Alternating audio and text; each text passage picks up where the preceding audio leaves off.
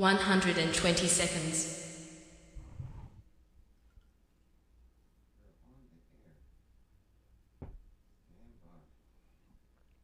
110 seconds.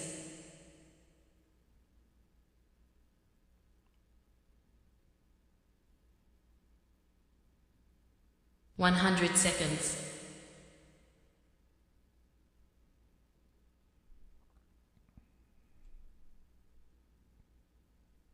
90 seconds.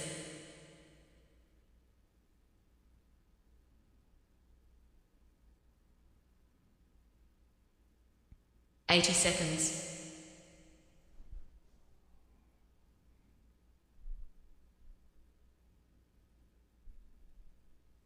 70 seconds.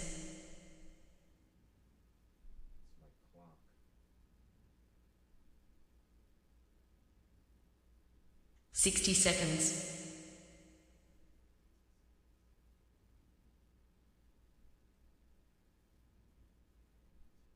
50 seconds.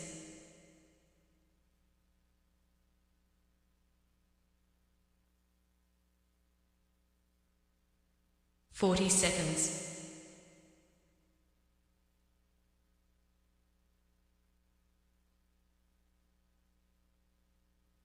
30 seconds.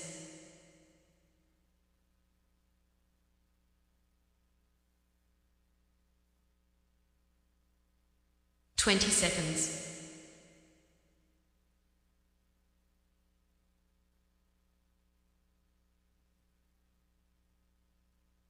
10 seconds.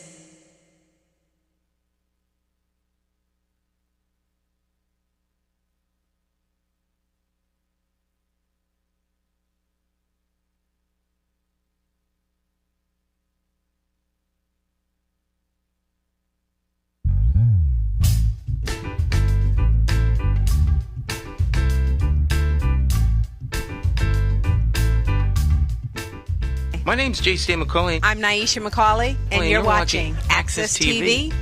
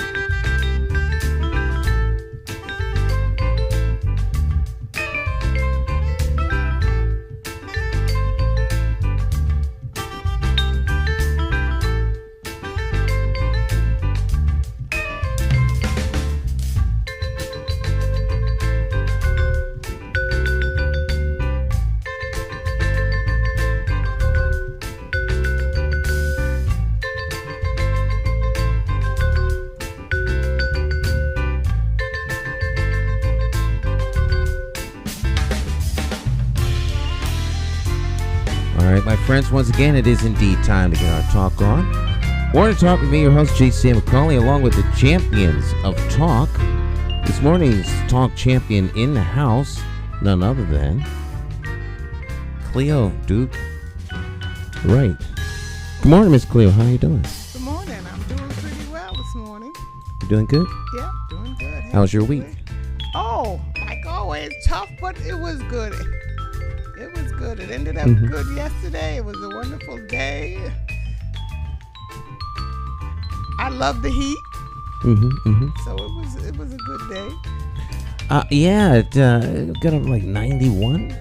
Seemed like it was 95. It was hot. Yes. My little man started I looked over at him and he started like fading out. I said, "Oh, Ryan, what's the matter?" I mean, he turned all red and his face got. I said, "Oh my goodness, let me get you home." So I had to take him home. I thought he was gonna pass out. We didn't do too much, but got him home, got some food into him and some drink into him, and he was better. All right. You know, Facebook is always changing stuff. They changed their interface. You know, like you log on to Facebook and there's certain things that have been there forever a certain way. So in the beginning of the program, one of the reasons why there's that 60-second countdown, 120-second countdown, is because I pushed the show out to social media during that time. And it's like 120 seconds exactly that I have. You know, then after that, I've run out of time. And what happens when you run out of time? I don't get to push the show out the way I would like. On social media, I mean, there's some of it that's automated, but the Facebook side, I send it out to several different groups. And there's a pattern to that. It's like playing a song. And they change stuff. And now it's totally new. So once you can go right down the list, boom, boom, boom, boom, boom. Now you hit it. Now you wait. You gotta go and send it out. It looks like they don't want you doing mass sends. You have to do a send at a time. And if you have like 22 of them, so I have to see what has changed. And they don't announce the change. It's just there. One day it's just there. One day it's just there. So a lot of folk that I would normally send a show out to, I have to do after I get off the air. So they have to watch it on the main ones are automatic. But yeah. You know, social media is funny because if you don't share things with certain people, they take it personally. And such is the case. And when you tell them it's not personal, they say, yeah. Yeah. They never believe you when you tell them it's not personal. Right. And so, you know. And now that Facebook is mostly older people, it is without a doubt that older people are younger people who could get away with stuff. I found that out when I was 19 working at Pratt & Whitney. The guys that paint, they did things like paint the foreman's shoes while he was sitting at his desk. Now I'm 19 and everybody I'm working with is like, 35, 40, XGIs, all this kind of stuff. People with wing, they have wings, like 25-year wings on the top of your badge at Pratt to let you know how long the person's been there. And so, they tell me stories of things that they did, and remember the time when they painted so shoes. He was sitting at the desk where they painted shoes red, the front over the top of his shoes. Then he'd get up and he'd walk around the floor and red shoes. Now, if their children did that, their children would have got spankings when they got home. Painting the teacher's shoes. But when you're a grown up, you can get away with a whole lot. You can do that. And I say all that to say this, that, just like kids get upset when you don't do them right on social media, adults get the same way.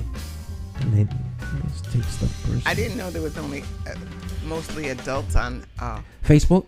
I'm not a Facebook person. Facebook is become a place where older, more mature people occupy what the kids are on the TikTok. The TikTok thing. TikTok. Yep. A wasteland for the mind. And what's that other? They do their own programs. My son is always listening to this. They have their own show. A lot of them on this social media. No. Oh, I forgot what they call I don't know. My kids are my 12 and 13 are on like Roblox and all kinds of other stuff. There's new things all the time. TikTok, Instagram, it's been becoming older. It's aging out. When the parents are in the same space as the young people, that's not a cool look. So the young people, they're gone by the time whatever you think is new is old to them. Yeah, well, these programs I would not think that they would do with their parents. Mm-hmm. Their communication, their language is just, I have to leave. Because I said, these kids don't know what they're talking about.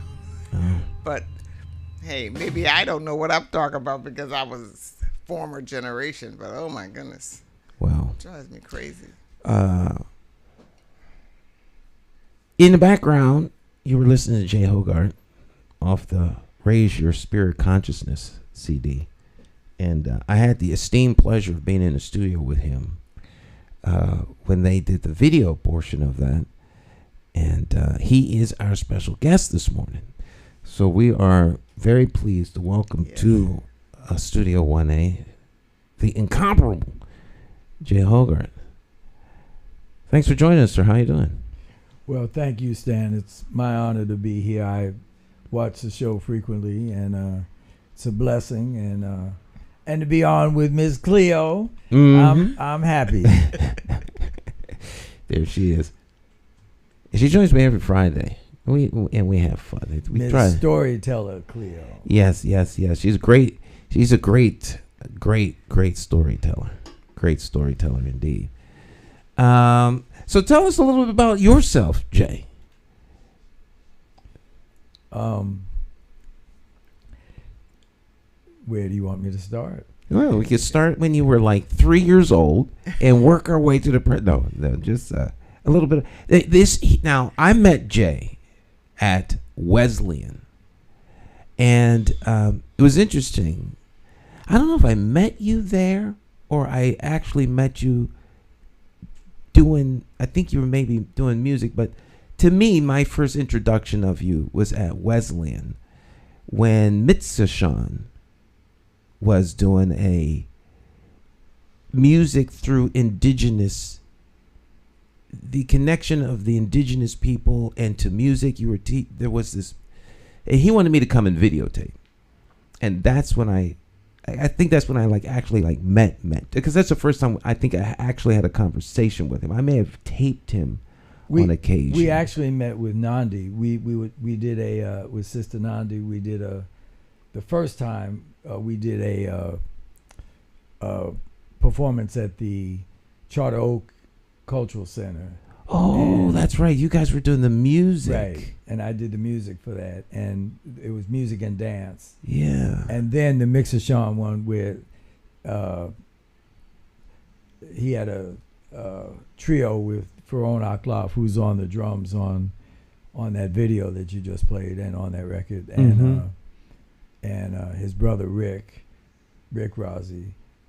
Yeah. So yes, we've been through enough stuff together, Brother Stan, that it's hard to remember that far back. But the other thing is that I'm going to say it right at the beginning, that part of the reason that I'm glad to be here today is to be supportive of your campaign, because I think that you bring, for those, I'm sure everyone knows who's watching, but just to reaffirm, McCauley for mayor of Hartford, and we're in support of our brother because he's got a great vision for what this city can be through the governmental process. And I just wanted to get that in at the beginning before I start talking about the cultural stuff. Well, I greatly appreciate that, and coming from you, that means more than you can begin to imagine. Very much so. So I thank you for your support, my friend. I thank you for your support. Well, it's not gratuitous. It is honest and genuine and well deserved. And people need to know that this gentleman, who is the moderator and host of this show, and who is also the technical director and a person who's a brilliant videographer and all that, is even deeper than that. He's a brilliantly astute observer of the political process here in this municipality, and he brings a great vision that needs to be more widely. He has an advantage of having this program, but for those of you who are watching the program, you need to tell more people not only about this program, but tell them in the mainstream media that they need to cover this candidate more, and over the process of time, he will be covered more. But that the idea being that from a grassroots level, he's building something that is unique and brings a unique vision to the office of mayor of this city. Mm-hmm. Wow. Yep. That's the main reason I'm here today. I'm not here. I mean, I appreciate you playing my record and all that stuff, but as Cleo knows, and I saw the other day with Luis and your other guests, we can talk about a lot of different things. I know we have a free rambling conversation, but the important thing is to understand this is not just I was not asked to do this. I was asked to come on and talk about myself. But I ain't doing that because the important thing is what this candidate brings to the table and would bring to the table as the leader of the municipality, as a municipal leader. It's time. It's time. It's more than time. It's overdue. You're absolutely right. Well, then I'll always let the conversation go where it goes. So we could absolutely chop it up when it comes to talking about municipal government here in the capital city and some of the things that are going on, and that we see happening in and around our society. There's I was having a conversation the other day, talking about some of the violence that's happening across the country, but that you see here in the cities, and like a reoccurring theme is when people don't have a voice, how do they express themselves? And I think a lot of the establishment people want to use aggressive force to silence people as opposed to hearing the cries. And our leaders, our wannabe leaders, of which of course I would be considered a wannabe leader. So I think a lot of our wannabe leaders, Hartford, Connecticut. I think some of our wannabe leaders seek to maintain the establishment and status quo, and others want to empower the people. So if you had to think in terms of, what two forces matter most, and that tug of war that goes back and forth, maybe we could talk a little bit about that. Because as the race proceeds, and I've had conversations with people in like both camps. There's the camp that says that if you're not raising lots of money, you're not a viable candidate. So I guess the question is, what makes a candidate viable? Mm-hmm. Are you directed to? Yeah. Depends on who you're really talking to. Mm-hmm. What makes a what makes a candidate viable? In fact, those of you out there watching too, drop your answers to the question in the chat section. So yeah, what makes a candidate viable? integrity, caring about the people that he is going to be taking care of. And that's what a leader does. He takes care of the people. Whether you're what kind of leader, whatever kind of leader, you take care of the people to make you one and to make you whole, so you can work toward the betterment of all. That's the kind of not money, not third generation, blah, blah, blah, not any of that stuff. He's got to have honesty, he's got to have integrity, and he's got to have love for the city. And if he doesn't have those three things, then he shouldn't be mayor, he shouldn't be any kind of leader. And it is not about money. But if you can raise $1 million and pay people off to talk other people into voting for you, that's not a leader. And until the people understand that they are the power, we're not going to have a mayor as long as the money is shilled out and you listen to people and you get yours and nobody else gets theirs. And that's what I think about. That's why I think Hartford happens in Hartford. Get mine and bump everybody else. Nobody else cares. Mine, my family, third generation, blah, blah, blah. Third generation, what the heck is that anyway? You know, his daddy was this, his granddaddy was that, and he's scheduled to be this. And you could sit down in your chair and just watch the magic. No, that's not the way it's supposed to be. So that's what I think. Mm-hmm. Well, we're not that that I disagree, but I do want to say that money is a big factor, though, in the sense of money as the capital that is distributed, that makes how it's distributed in a municipality, and what are the priorities in terms of directing resources in a particular direction. And so there's a direct relationship between those who can raise large amounts of campaign money and what you were saying of those who are in positions to donate large amounts of campaign money because they are expecting to receive large returns for that with the candidate.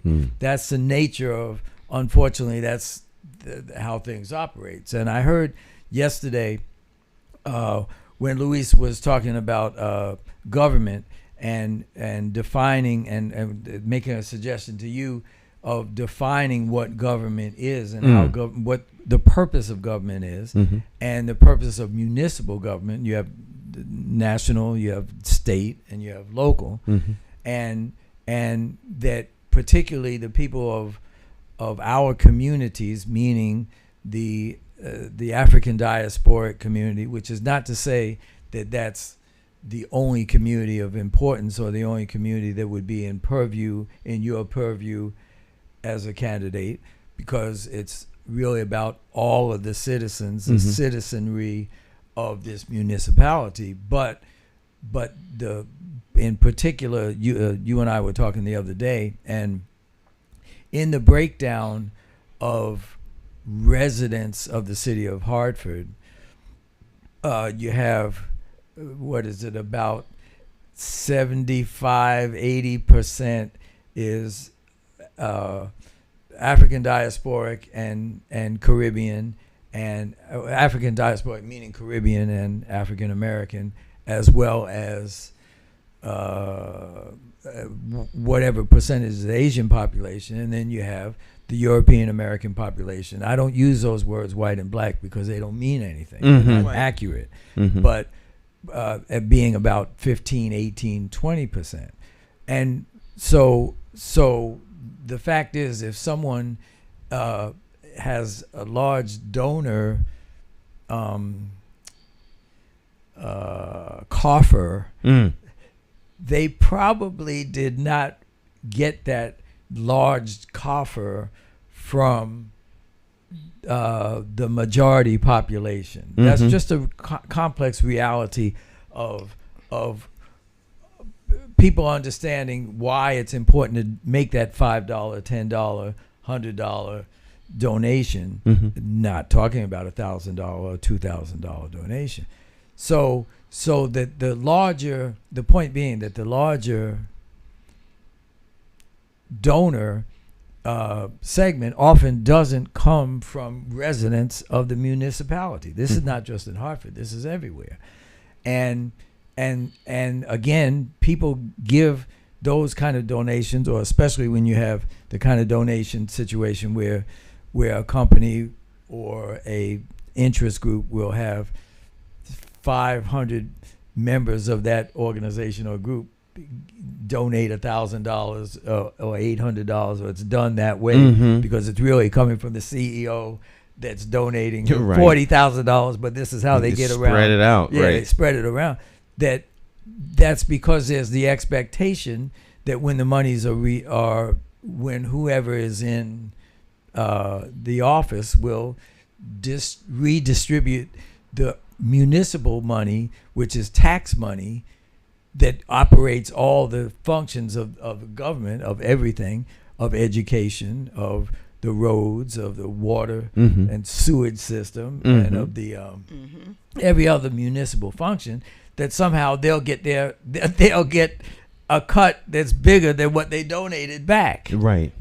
And most of the people who are the residents have no idea about this. Like, all I know is, my basement flooded, and or the traffic light hasn't been fixed in a month, or or whatever the issues are with the school. And people need to understand that when you vote, the person that you vote for has everything to do, not everything, has something significant to do with how the municipal resources are allocated. And so then what you were saying about the sympathy, empathy, all those important components that are integrity, those things all kick in. And then who do you owe it to? And what I'm here to say is that I know that McCauley is not someone who is beholden to all the corporate interests right now, hopefully never will be, but is beholden to the population. Yeah, and that's a pretty different model that people need to recognize. The only way you can show your support for that is by making your little $1, $5, $10 donation, and then certainly the most important thing is about voting. Right. Well, if you consider that all of it, the most important currency that we have as citizens in this quote unquote democracy is our vote. So all of the money that they raise is twofold. One is to get the message out about the fact that they want you to vote, and the other one is buying access to the one that's being voted for. And so, if the people, particularly in a poor city like Hartford, because Hartford is between the fourth and the eighth, depending upon what data points you're looking at, somewhere between the fourth poorest and the eighth poorest city of its size in the United States.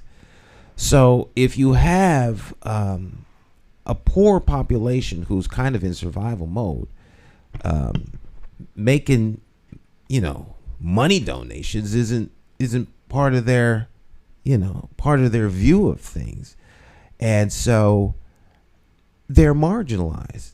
It's like they don't really have an opportunity to buy access, by the establishment and the folks who just want to carry the baton of their vision for Hartford, which is seemingly contrary to the vision that the people have.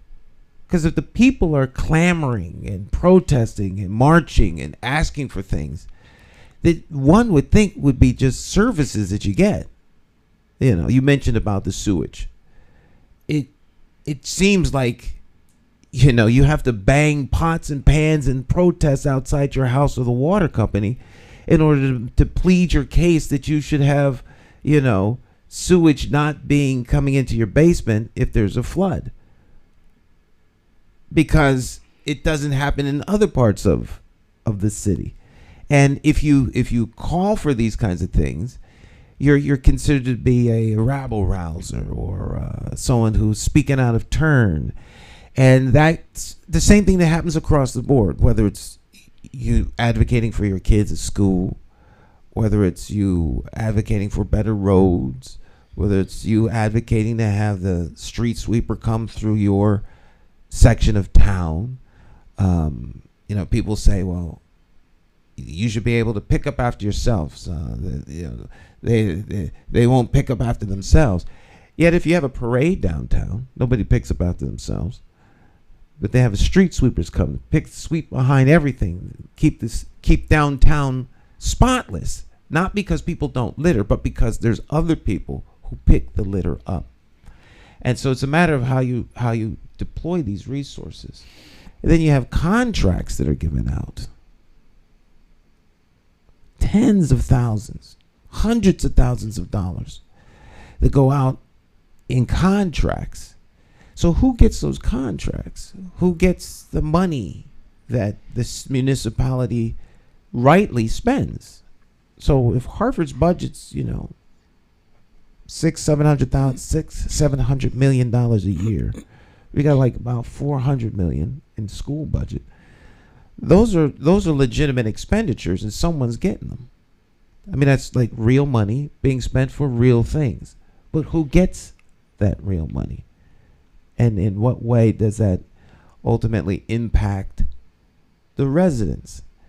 And so it can't be mentioned enough that is your government, and you have the government you vote for. And if you're going to complain about the things that the government is doing, then you need to have a better understanding of how it's influenced and how it works. And is your government. Let's get back to the money thing. Mm-hmm. the money. You were saying, your $5, your dollars, they count. I do not understand the money thing at all. I don't know why.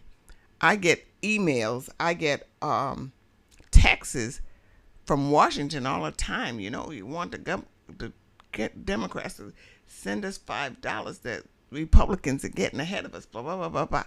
And, I'm nervous to send my money to some things I have not seen. Don't know these people or anything. So that makes me nervous. But I don't understand what the $5 is going to do. I'm saying, what is the $5? What's it going to do? How is it?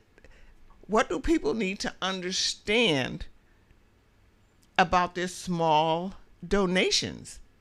Because when I give to candidates, I really don't understand what the $5 or what the $10 or the $20 is really going to do. And then when our mayor raised $1 million,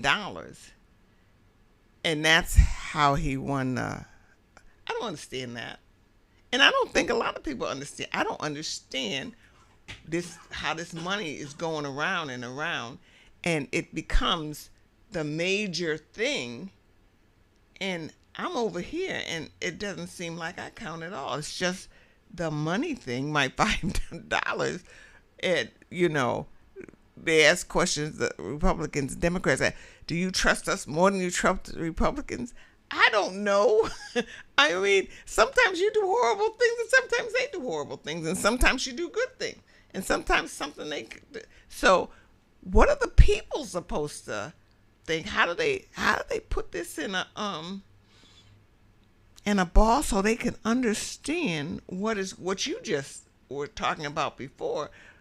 How does it because it does not compute to me. Well, I don't know.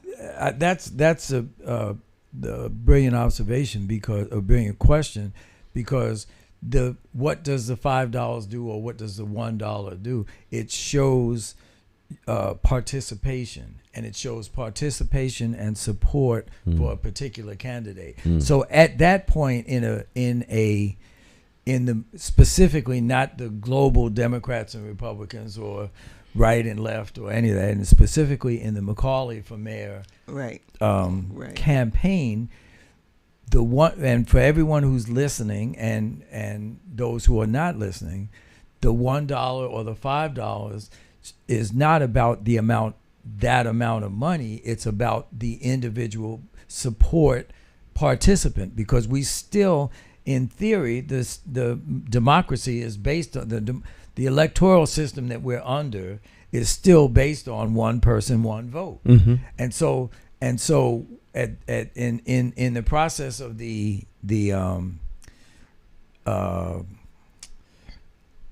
early campaign up to the primary, what the support of that $1 is saying that's one vote times 10, 100, 10,000, 50,000 individuals who are supporting that candidate. So you're counting votes, not counting It money. really is that. It really is that because I mean it's an obvious question. $1 doesn't mean the same as $1,000, right? What's the top amount of money? $1,000 that it can be donated. The top amount is I think it's 1,000. Yeah. So it might be 1,000 and a couple little pieces of change, but but the question is, which is more valuable? 50,000 from 50 contributors or 50,000 contributors at $1. And in terms of electoral system, the 50,000 at $1 has way more leverage. So that's the point is that people say, well, what is my $1? What's my what does that mean?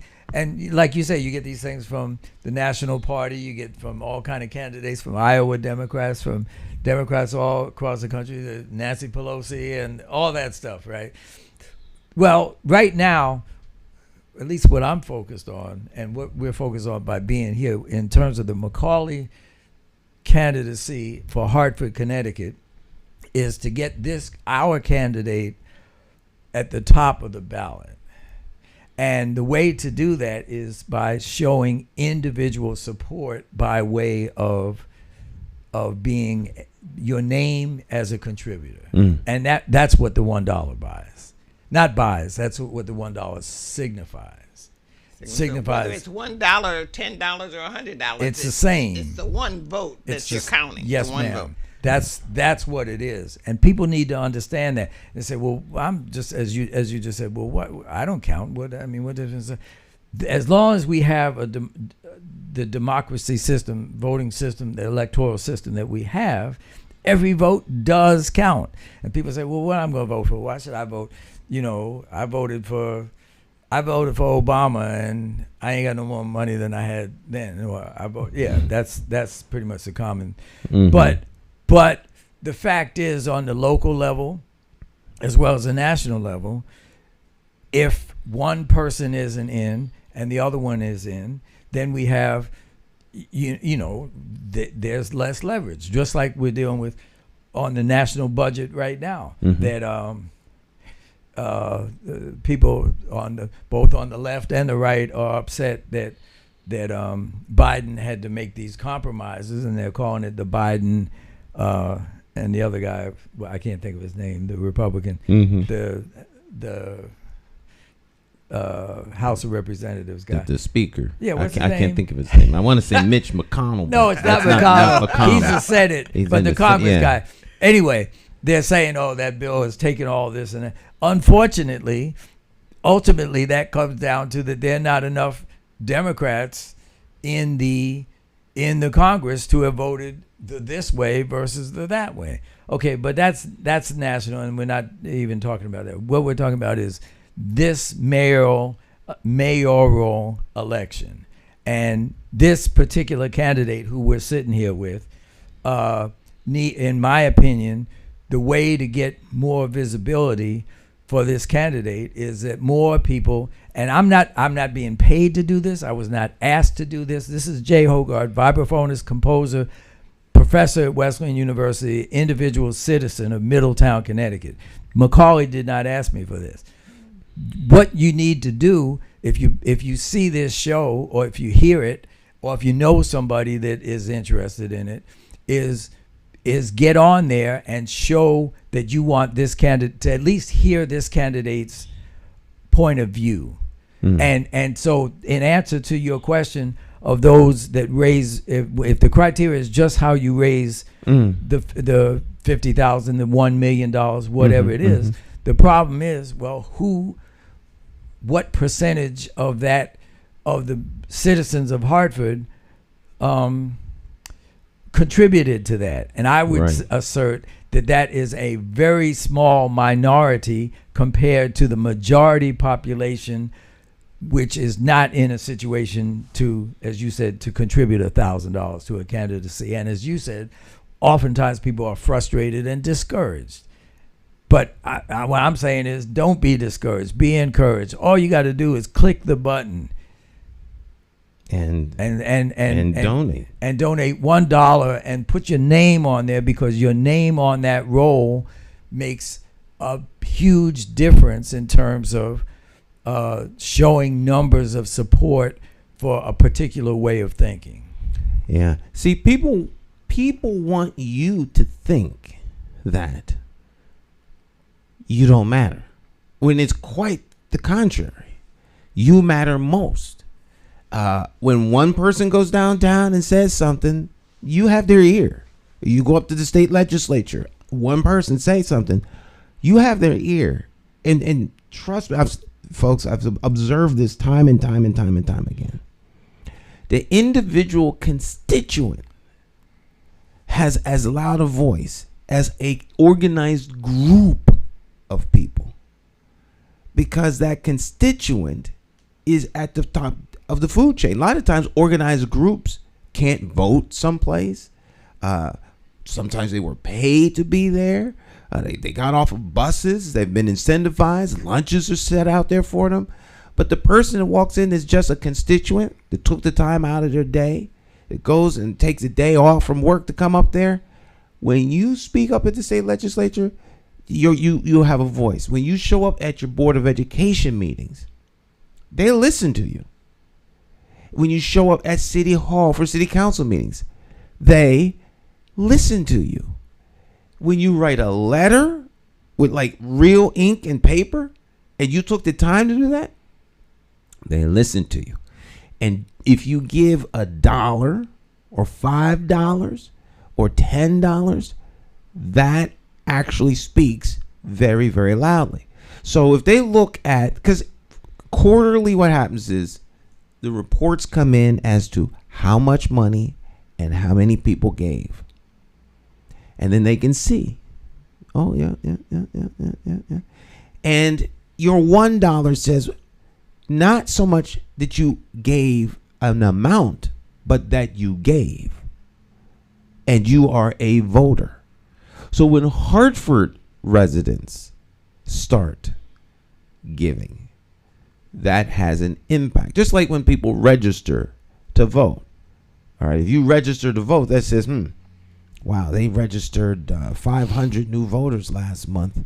If those people come out and vote, they may make a big difference. So registering to vote and giving to support, obviously, the McCauley for Mayor campaign, says a lot. So you have to give as an expression of your support. And that's where the giving is important. It's not so much that you like, what can they do with $1? No, yeah. It's the statement that you're making as a giver that makes the difference. As a donor. Yeah. So that the point. So if I had put that together in my mind, I could have said to the people who were talking to me, yes, they might have given $5,000, but it's still just one vote. Or he may have, right. That's still just one vote. And sometimes it's not a vote at all. That's right. I said, but you, if they don't live in Hartford, if 10 of you give $1, $5, and you're actually going to go vote, you beat him. Right. You beat him. Yes. Do you understand that? So if you go out and explain that, and there's easy ways to explain it. People like to be on top. You're the one. You're the important one. And then you get two of you together. The two of you are the more important one. You walk into City Hall. It's your show. It's your show, not their show. So, how do you tell people that? That's what's coming in my head right now. Well, you just said it beautifully. And it's not just that they're important, but it's the issues and the relevant topics that they embrace are important. Are important, yes. Such as what Stan just brought up, that whole series of things. So many people from our community, the Hartford is considered as a municipality, inner city, and I've heard y'all discuss on here inner city versus suburb, and none of that really is relevant to right now. What matters though is that this candidate is running for the job within this city, and the people who are eligible to vote have to be residents of this city. And it happens that 80%, 75% of the residents of this city are of I'm calling it African diasporic. People can call it whatever they want to, and we know that many, and we identify, all three of us identify with that community, and we know that many of the people in our community are discouraged from voting and feel alienated from the system. Why?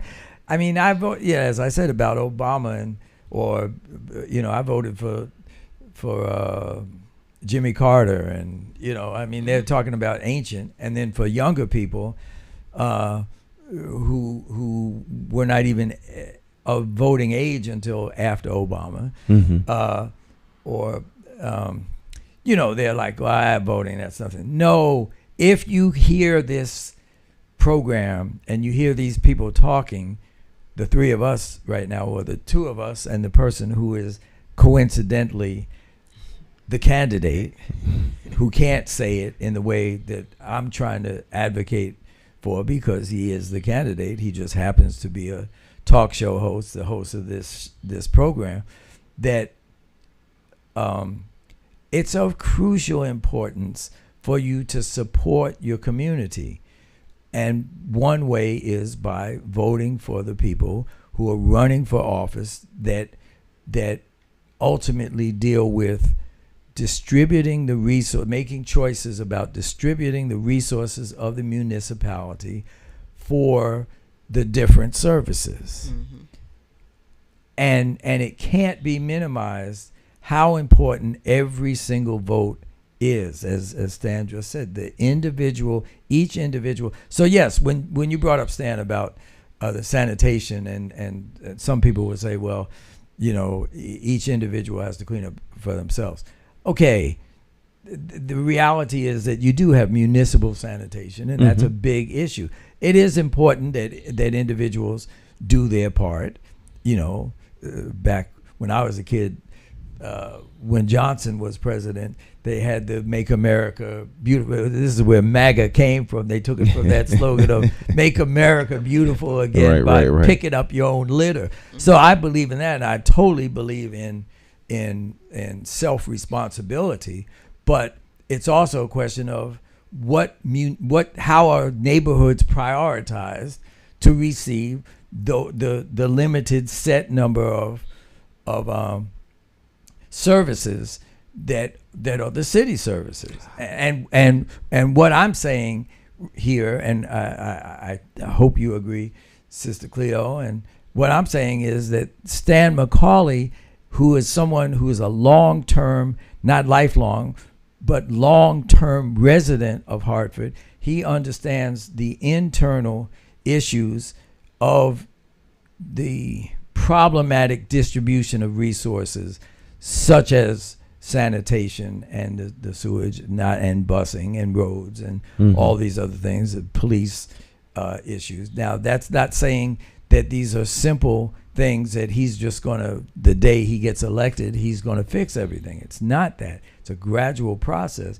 but it's someone who's empathetic to understanding the perspective of that majority, hopefully the total majority, separate from identity, who are citizens of this town.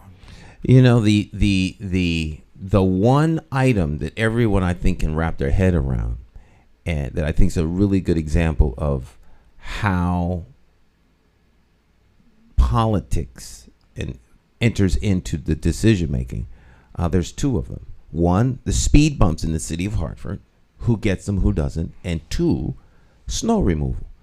So which streets actually get done first? You've got the main thoroughfares that are going to be done. Those are logistical, necessary, public safety decisions. After those are done, what part of town gets plowed out first and who gets plowed out last? Those are political decisions. Those are political decisions. They're neither right nor wrong. They're just political. You got to start somewhere. Someone's going to be last. I don't care what you do. Someone's going to be last. So the question is, why are you always last? All right? Why are you always last? Ponder that thought. We'll take a short break. We'll be right back. We'll do a shameless plug for your support. McCauleyformayor.com.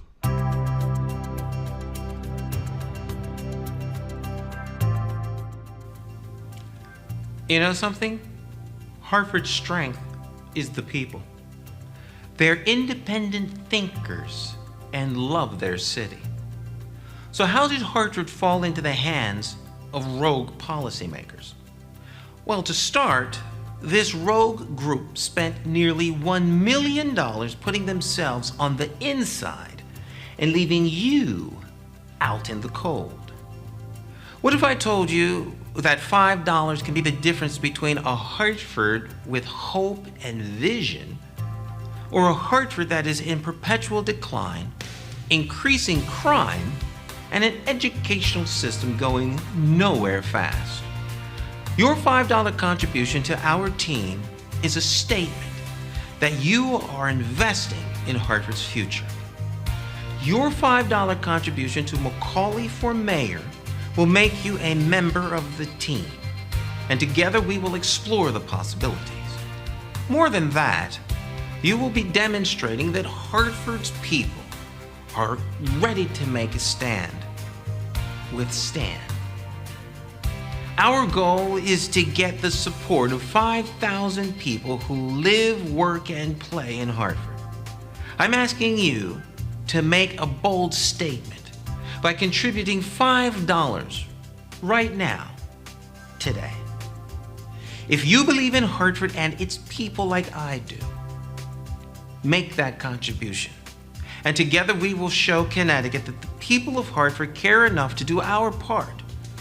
We are ready to pick up the ball and run. The people of Hartford are back in the game, and we're in it to win. My name is Jay McCauley, and I approve this message.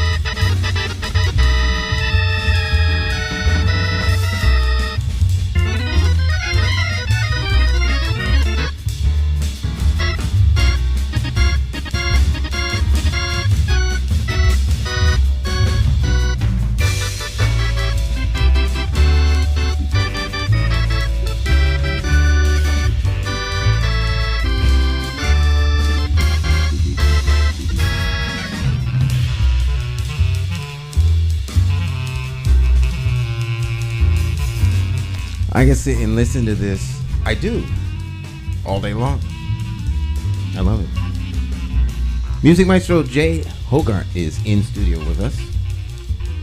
And this is Both Feet on the Ground. This is off of his latest work. And this is it right here. CD. And music professor. And all around great guy. Jay Hoggard in studio. This is at Van Gelder Recording Studio in Inglewood Cliffs. Is that right? New Jersey, overlooking the Hudson River in New York City. And this is a historic, legendary studio.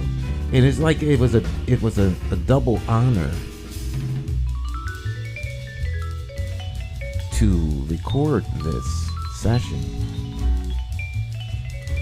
because not only was it, recording a great musical genius, it was also, the number of people who probably brought a video camera into that space probably counted on two hands.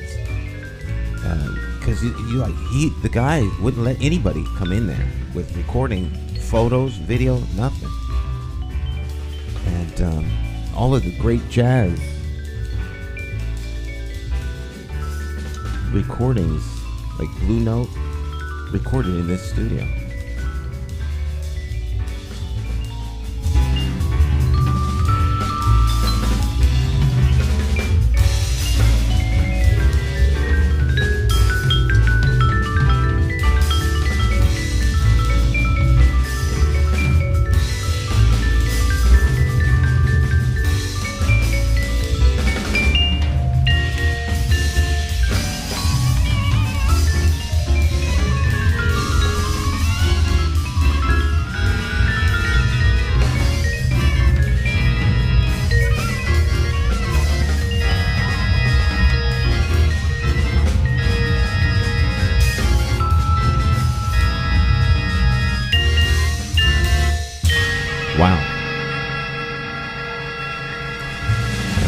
Stick and Stay. We'll be right back with a little bit more of Jay Hoggard. Morning Talk.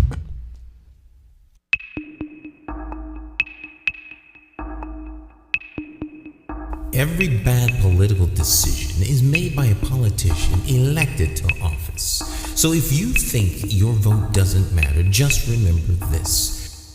There are people sitting with politicians in a back room making deals about your future, making policies about your children, making decisions about your neighborhood. To them, you are just a vote. You are not their cause. You are just a vote. Elections have consequences, and if you don't vote, you are actually voting to keep these people in power to work against you. Now more than ever, you need to make your vote count.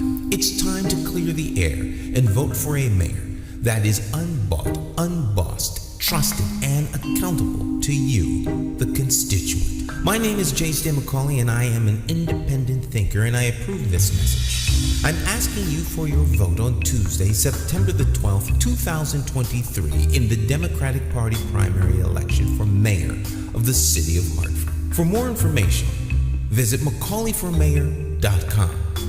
Have the courage to vote your conscience and vote for the name you trust and know. Vote J. Stan McCauley for mayor.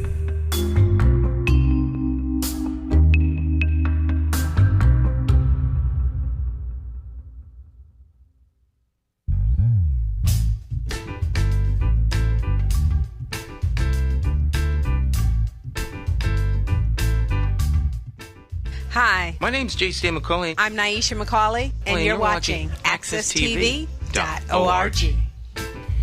Okay, welcome back. Morning Talk. In studio with Cleo Duke-Wright and the incomparable Jay Hoggard. So, Professor Hoggard.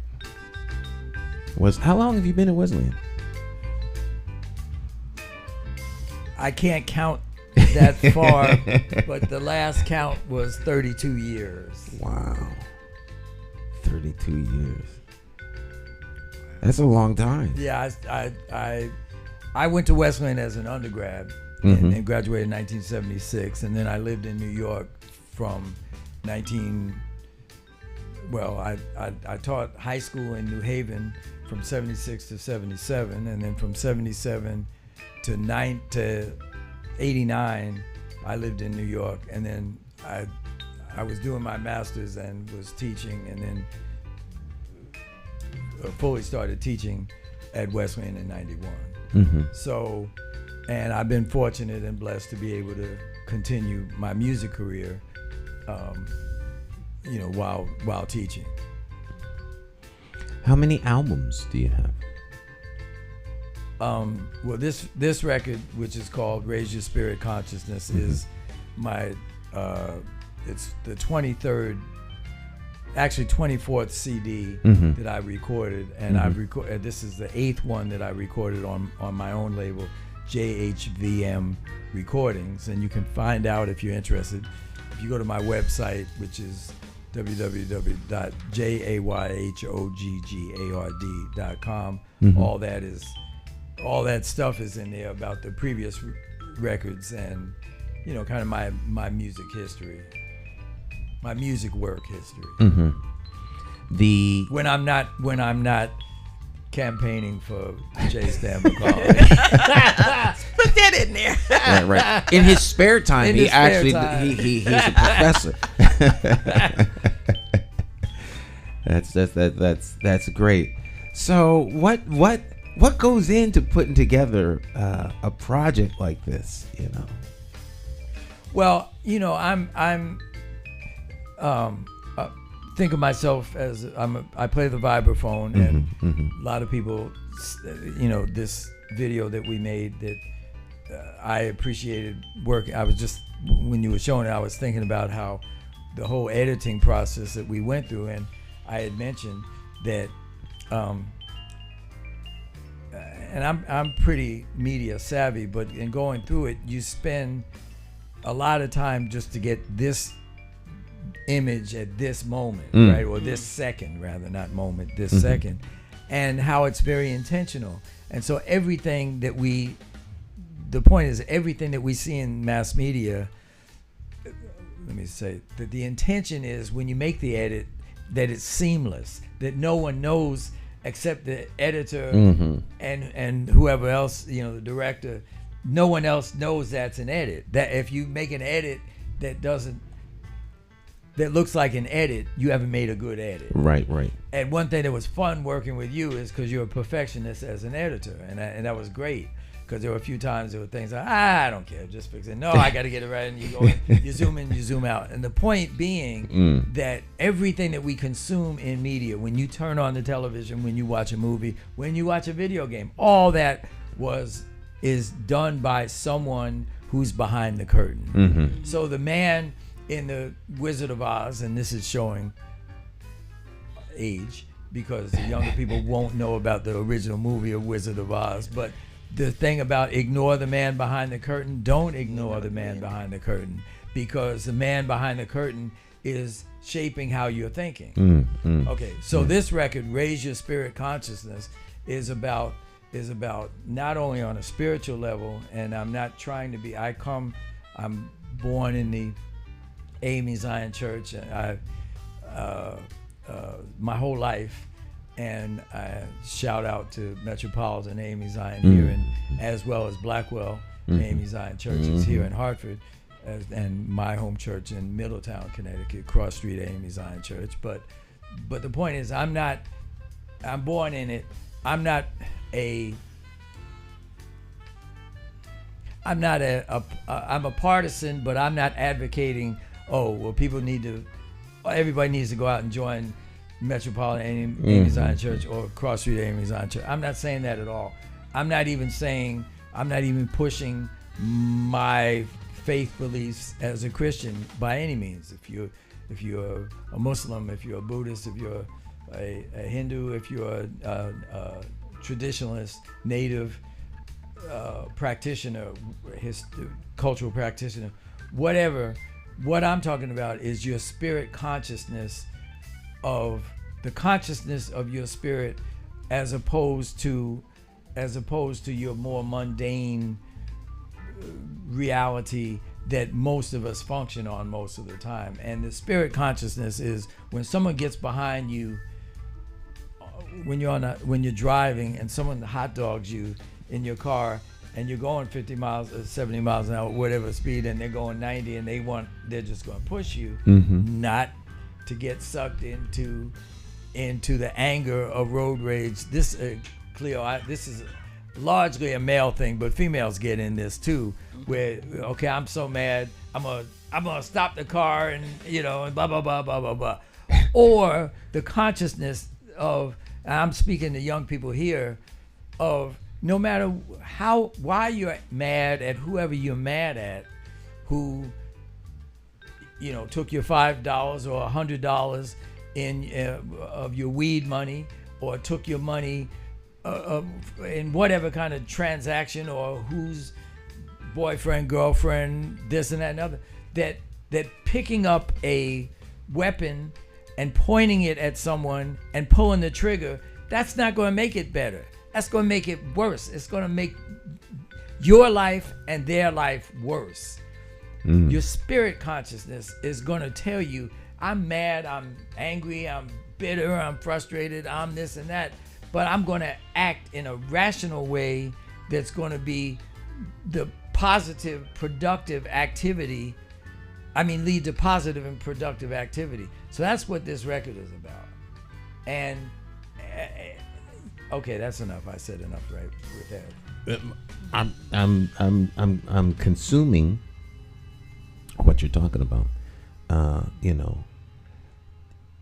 The raising of our consciousness to a different plane where we don't react to things so emotionally, as opposed to giving some thought, and just being in a better state, in a better place. The whole album speaks to that. Well, music is very important. Sound, humanly organized sound, is what at Wesleyan, the field of ethnomusicology that we use as our point of reference. But Hartford is a town with great history of music, and from all the schools and from university level to kindergarten, and then the many people that have come here and brought important concepts of sound, one of whom my mentor and hero, the great Jackie McLean, who he and his wife founded the Artist Collective. That's not the only one here, but Jackie and Dolly and Paul Brown and Sister Cheryl. There's a history of sound consciousness with sound here, of people who have and the fact is that the Artist Collective still exists as an institution. There's no famous jazz musician like Jackie McLean who also can say that they have an institution that is still here after they have left. So that's something that has to be remembered. But the point is that the music our music called jazz has a great line and lineage, and the whole music of what we call African American music, the sacred and the secular, and the sacred has is one very clear way of focusing on the power of music to uplift. When you're in church or in any kind of situation where you hear some kind of music that's geared, that was specifically, the lyrics are about, or not only just the lyrics, but the music is intended to uplift, you feel that consciously and unconsciously. And then there's also music that's intended to, deal with the more mundane aspects of life. The whole tradition called the blues is a response to the trauma and the horrific nature of the forced labor slavery system, in its many manifestations, and it's a organizing of sound in triumph, right? But then there's also a focus on the very mundane. Oh, baby, I love you, and you don't love me anymore. And but then we also in the 21st century, 20th and 21st century, they figured out that you could make this thing called a recording. We're speaking through the technology now. You were talking earlier about technology, and you could make this thing that will appeal to the lowest common denominator of everybody's. That's what you focus on, and so many young people. This goes back to what I was saying about the man behind the curtain. What has been injected into the brain is sound consciousness that is often not intended to uplift. It's intended to lead you in a different consciousness. So again, these are all the kind of things that in my little recording here, and for those artists who are trying, not just consciousness artists, but people who are trying to deal with sound in an inspirational kind of manner, this is what we focus upon. It would seem to me that we could, that like artists who are expressing themselves, particularly in music, and I would imagine other arenas, almost have the same kind of challenge as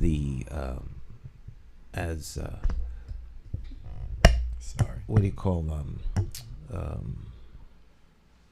as like the political challenges, where it's like you against the establishment, or the established, the I'm trying to find the right way to put it.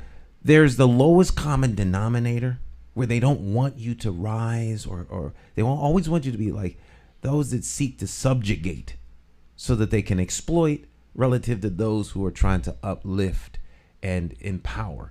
And it seems to me that, like, jazz, which is my favorite music, jazz, and other music, even some elements of hip hop that are trying to uplift, those voices are always the ones that don't find those platforms where the masses are targeted through. Mass media is throwing this at you and throwing that at you. Before we came on the air earlier, we were talking about The Matrix, one of my favorite movies of all time. But the violence, the gratuitous violence of it, and in one way, how it aims to,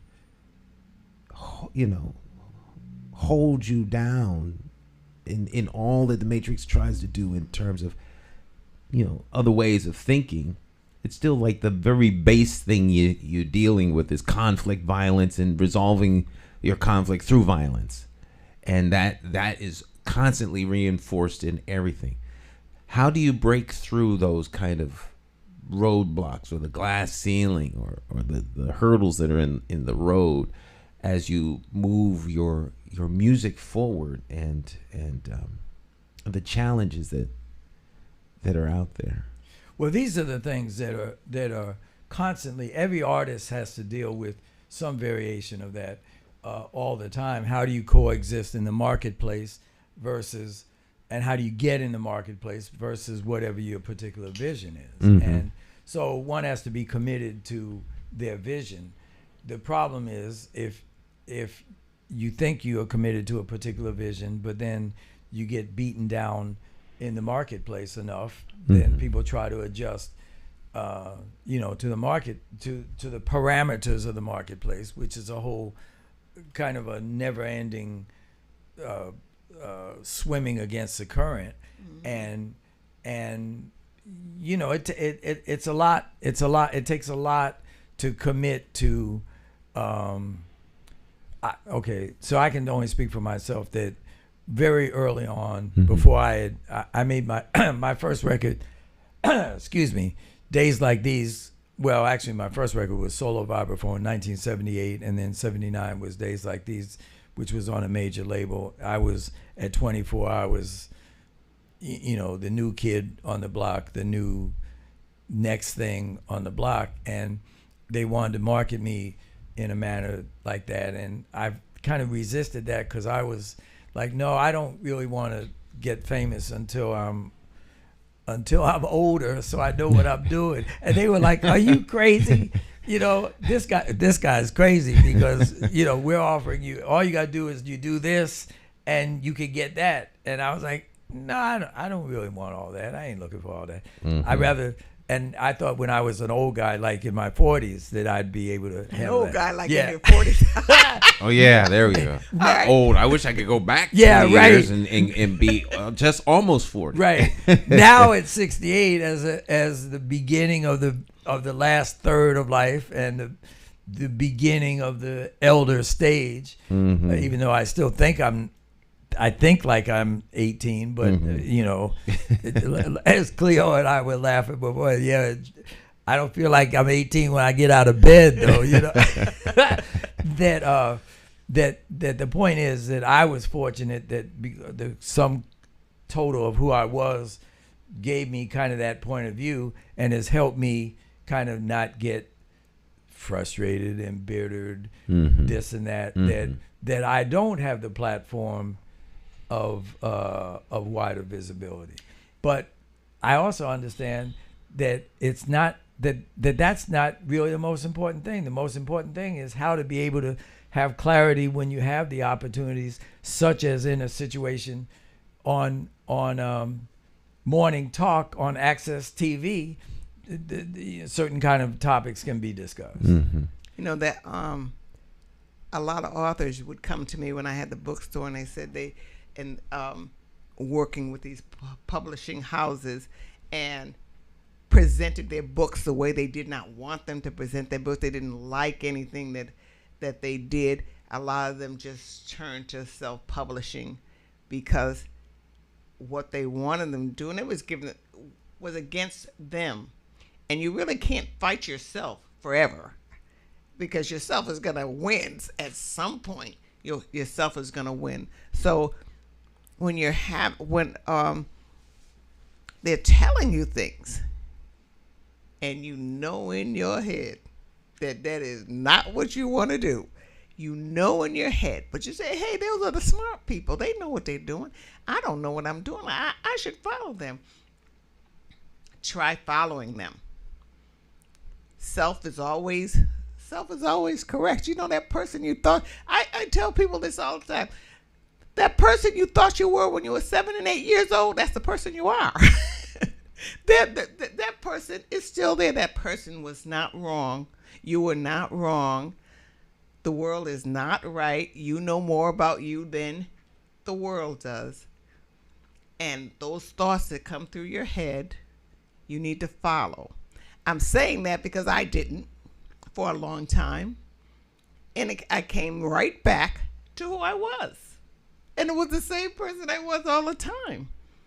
And the direction that some people pointed me to, because I thought they were the smart people, was not the way for me. So that's what I'm hearing in you, is that you knew that that's not something inside you said, no, that's not exactly what I want. I don't know what I want. I don't know how to get to where I want to be, but that's not it. It sounds like you listened to yourself somewhat and followed who you were. A lot of us still don't follow who we are until a long time. And the spiritual thing you were talking about, the music. And I found that same thing in storytelling. That when you're telling a story, you go in there. Of course, stories take their own way. You really don't have all that much control over it. But once I wanted to tell, I told the audience this many times, but I want to tell you this now.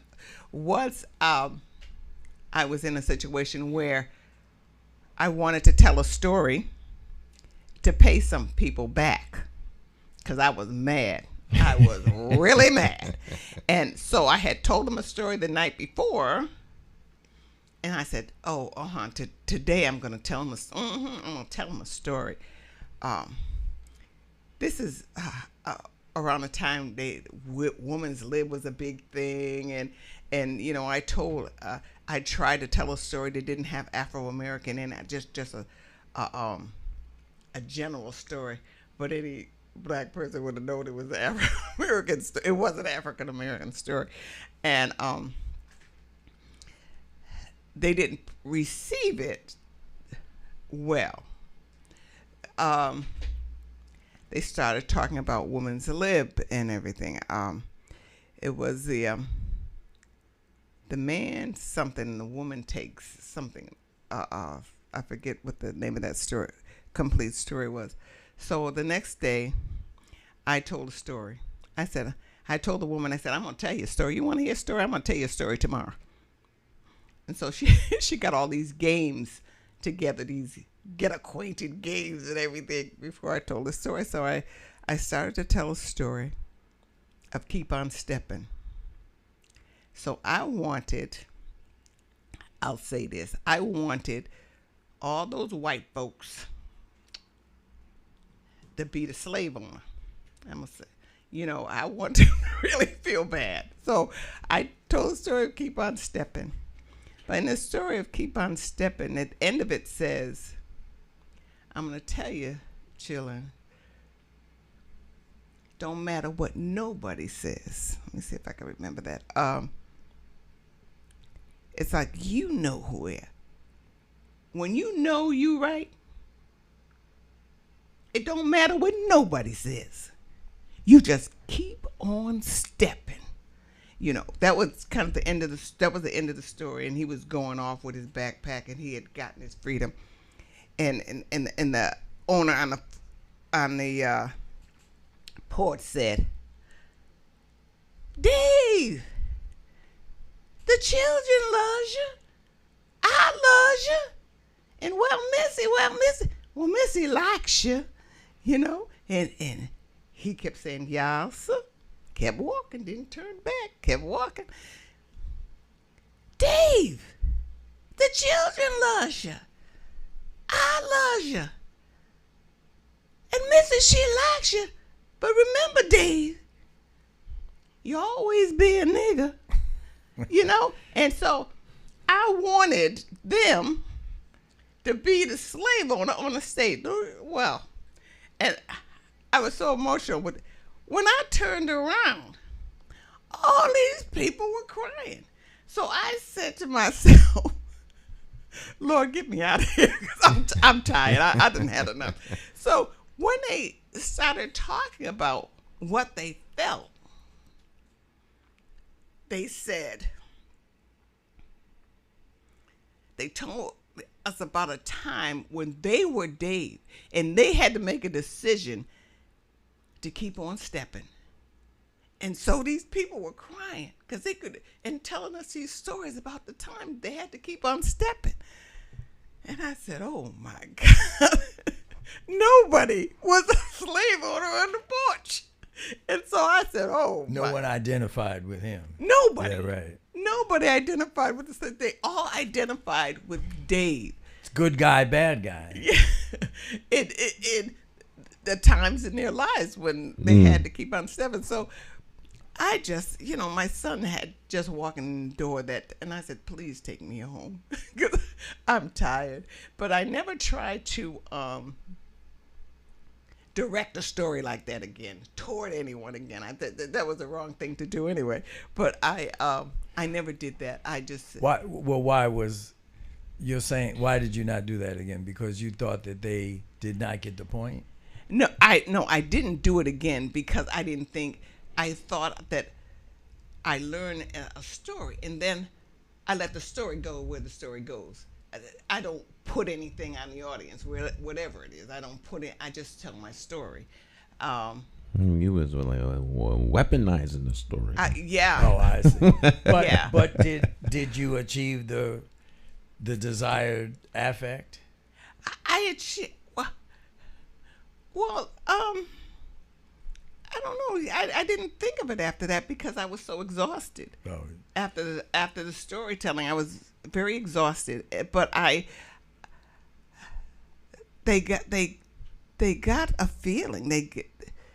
But because I wanted them to feel bad. You Right. you did I wanted you, them to feel do you bad. think they felt bad? Now you say they were all crying. Pardon? You say they were crying. They were crying, yes. Mm-hmm. But they weren't crying because they were the slave master. Because they don't know slave Right. master. They don't. We weren't born in slavery or anything, but they were crying because of the times in their lives when they had to make decisions. make a decision and had to keep on. Yeah.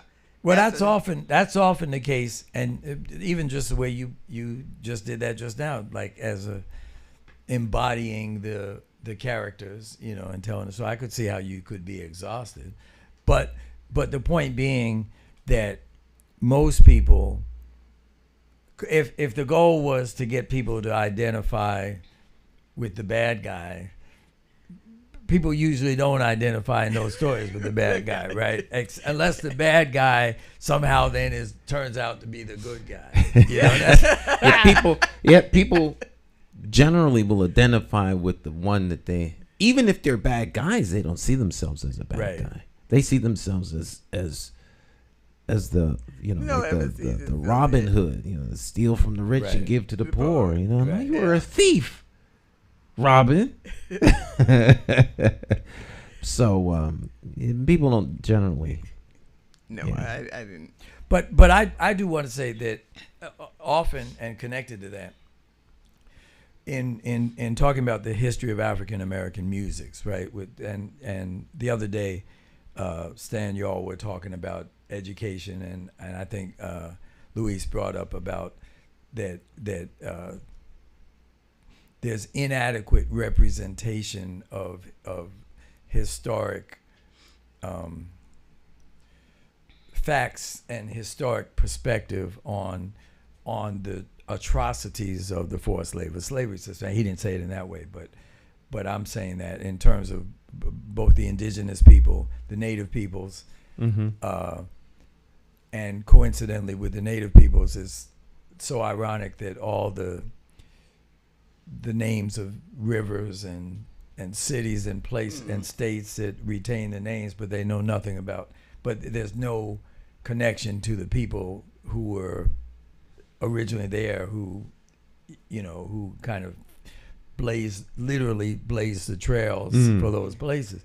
But what I was going to say is, in teaching for many years about the history of African American music, you can't get around that without embracing the horrors and the atrocities of the forced slavery system. And I'll have to say that from my experience and in relationship to what you just said, that story, not everybody wants to embrace that. People and I'm not just talking about non-African Americans, I'm talking about African Americans too. They don't want to, why? Because it is too painful. And there are all these defenses that shut down, that switch the topic and switch to other things. And the reason, and this goes back to then what we're talking about of in this city, just to mention about again about the electoral process. Why do, and I think Stan, you all brought up that someone said that they didn't understand why more African Americans didn't vote. Right? Oh yeah. That was you're talking about the with Luis said that Christopher Murphy. Yeah, Chris Murphy, our had senator, asked him that. Yeah, and the fact is that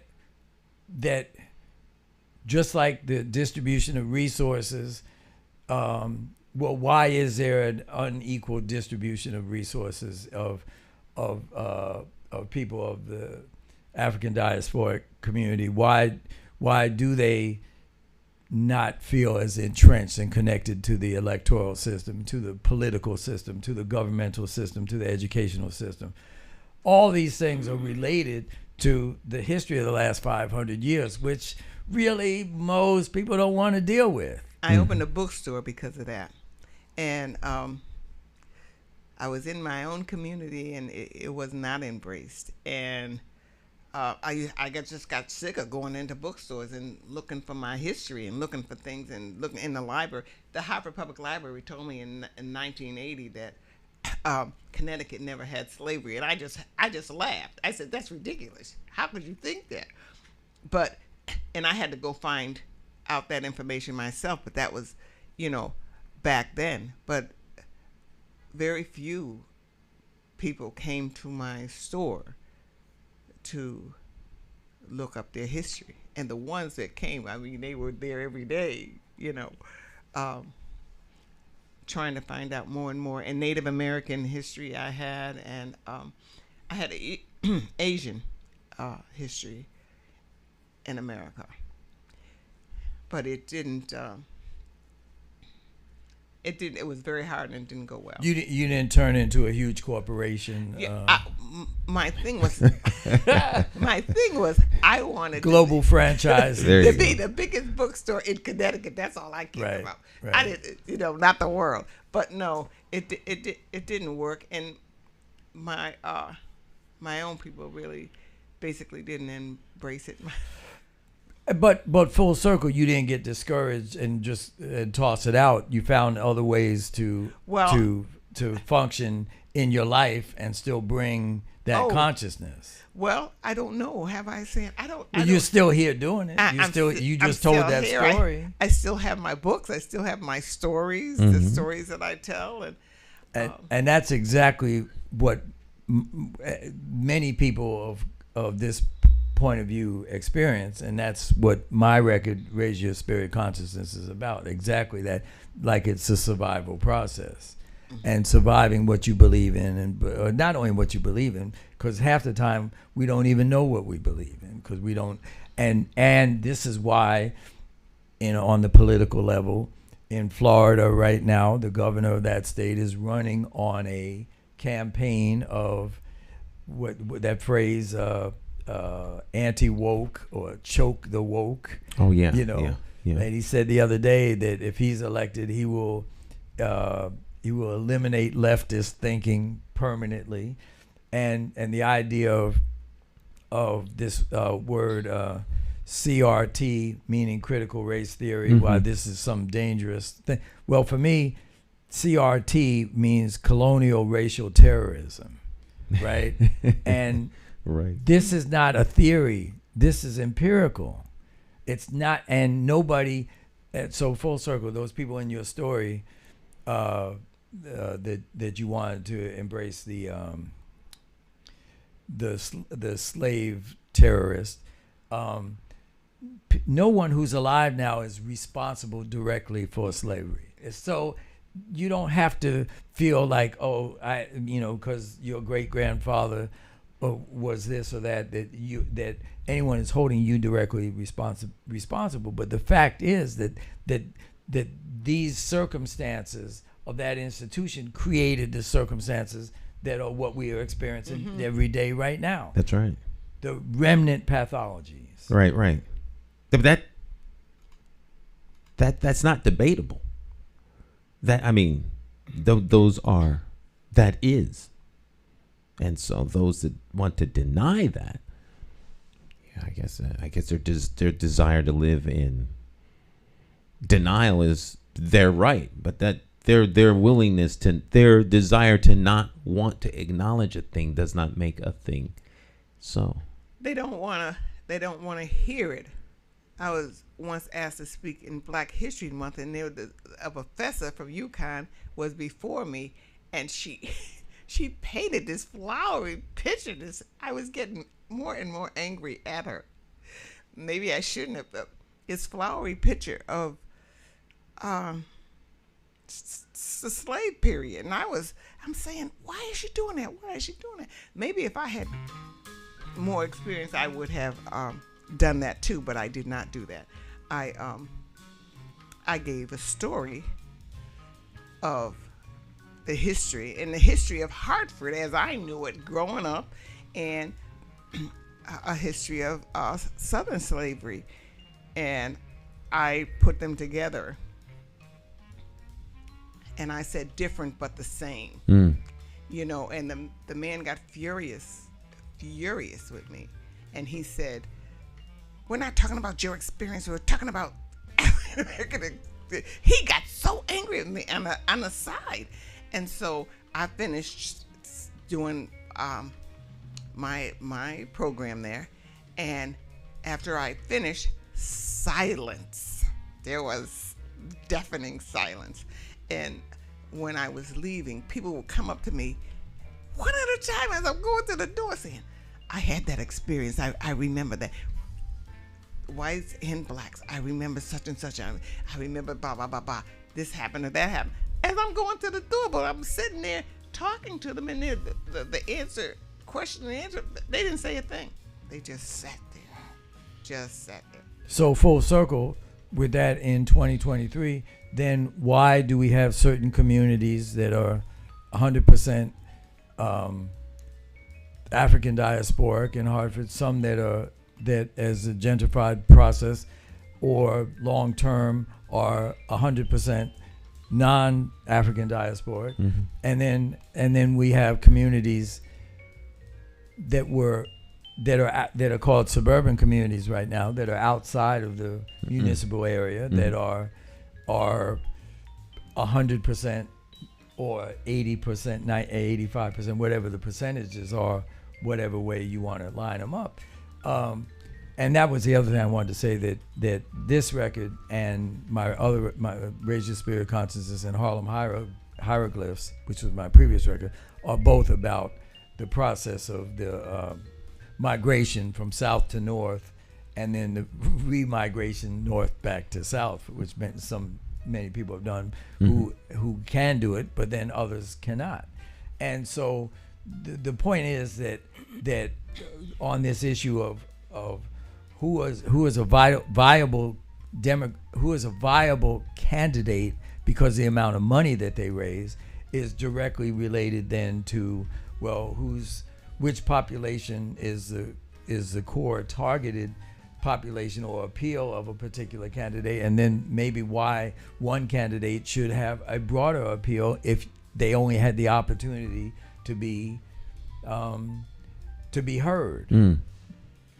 To be heard. I want to tell you that I want to respond to that story, but I'm going to do it like this because I don't want to, And many things have changed. We're in 2023, where a whole lot of things that previously existed. Okay, and it's like, why y'all still complaining about that? Why are you talking about that? Ain't nothing to do with slavery. This is, But the remnant is everywhere, mostly in resources, and so then the other part, the self-help or the self-responsibility, is to take on the burden of supporting the political process, supporting candidates who resonate with you, not just because of the way they look, not because of their melanin, but because what they're talking about is it resonates with your point of view.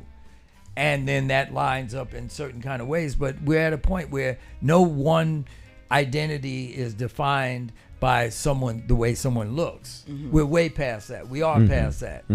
But then it's about, okay, what is the substance in there, and how can I support that substance? And I'm going back to shamelessly, as I said, if you're interested in my music, you can look it up in my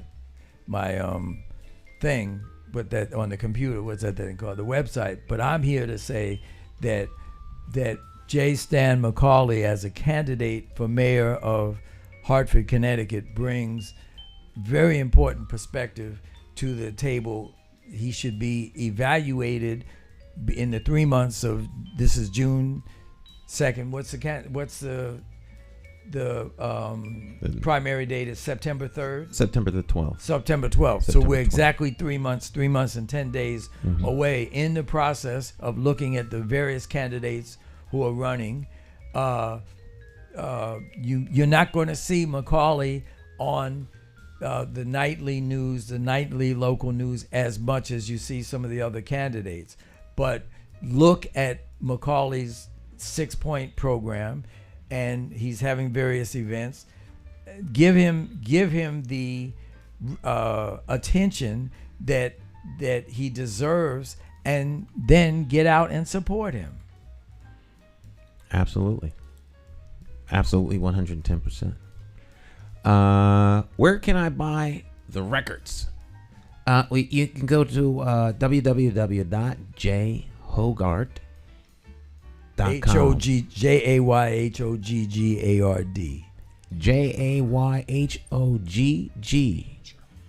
Jayhoggard.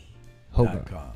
All right. This is the back of the cover, front, and absolutely check it out. All right. And you can find him, as he mentioned, online. If you go to the website, you can watch all of the videos that we did are on his website as well. It's been an honor having you here, sir. Hopefully we bring you back some more. Great conversation. Well, my pleasure. And as I said, I want to make it clear, everything that I said on the political front is coming. I'm solely responsible for the content. I was not. My arm was not twisted by nobody. All right, Miss Cleo. Yes, I'm trying to break my cookie here. She's trying to break her cookie. Yeah. We have these big ginger cookies here. Yes. Why'd you say Miss Cleo? I was giving you an opportunity to shout out as we go off the air here tonight. Oh, shout out for Stan McCauley for mayor. Well, I'll take the shout out. I've been shouting that, and I've been becoming. I told you last week, more politically vocal, and you know I'm not. I'm not that way, but people keep calling me and connecting me with you and asking me questions that I come back.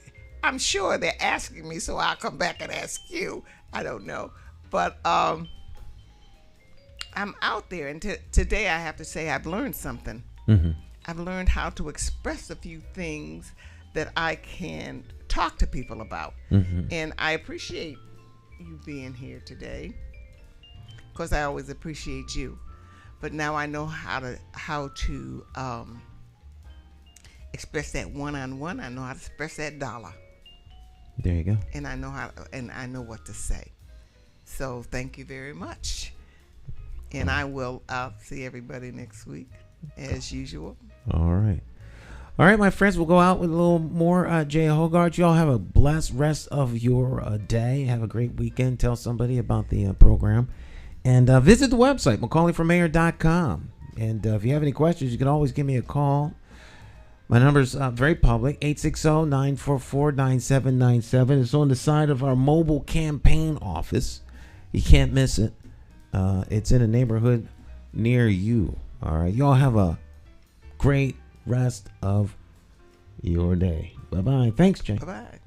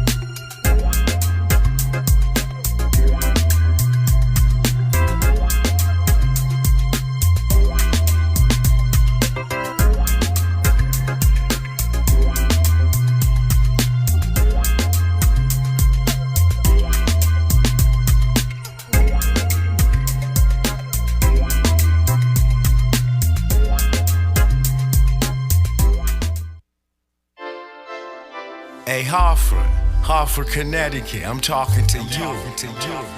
We gotta get out and vote. Vote for Stan McCauley. It's our time. We gotta rise up and take it back. Vote for Stan McCauley. Vote for Stan.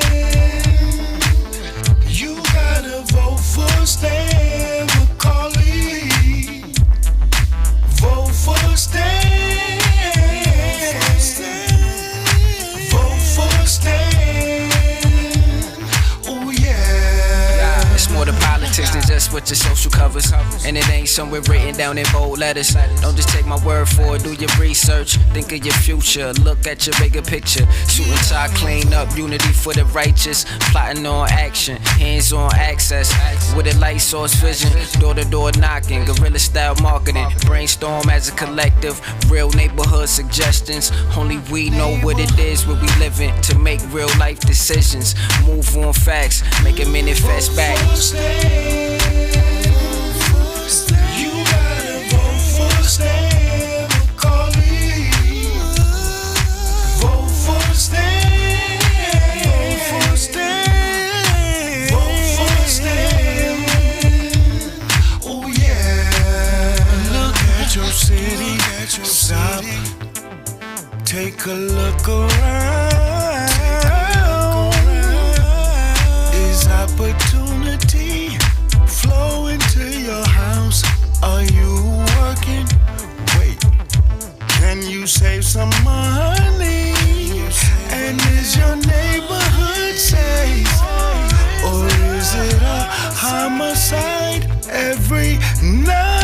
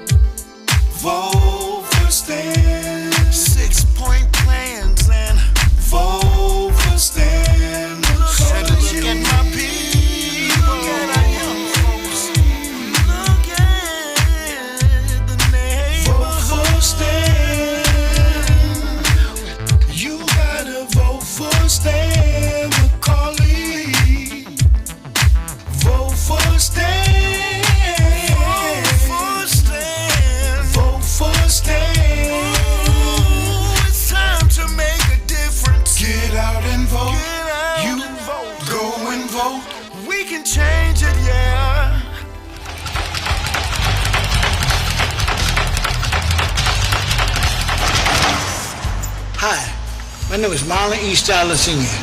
Many of you may know me as the two-time welterweight champion of the world. I'm here to tell you that Democrat J. Stan McCauley, as our next mayor, will fight for you until the last bell. Help me throw a knockout punch. Go out and vote for Stan the man. My name is Jay McCauley, and I approve this message.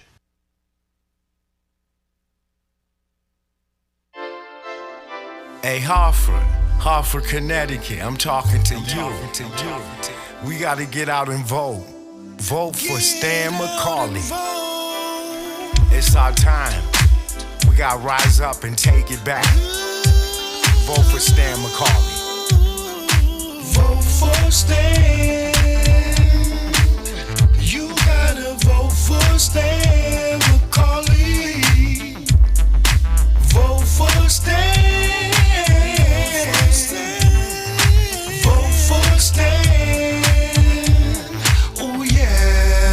It's more than politics than just what your social cover. covers. And it ain't somewhere written down in bold letters. Don't just take my word for it, do your research. Think of your future, look at your bigger picture. Suit and tie, clean up, unity for the righteous. Plotting on action, hands on access. With a light source vision, door to door knocking. Guerrilla style marketing, brainstorm as a collective. Real neighborhood suggestions. Only we know what it is where we living. To make real life decisions. Move on facts, make it manifest back. You gotta vote for Stan McCauley. Vote for Stan. Vote for Stan. Vote for Stan. Oh yeah. Look at your city. Stop. Take a look around. Is opportunity flow into your house? Are you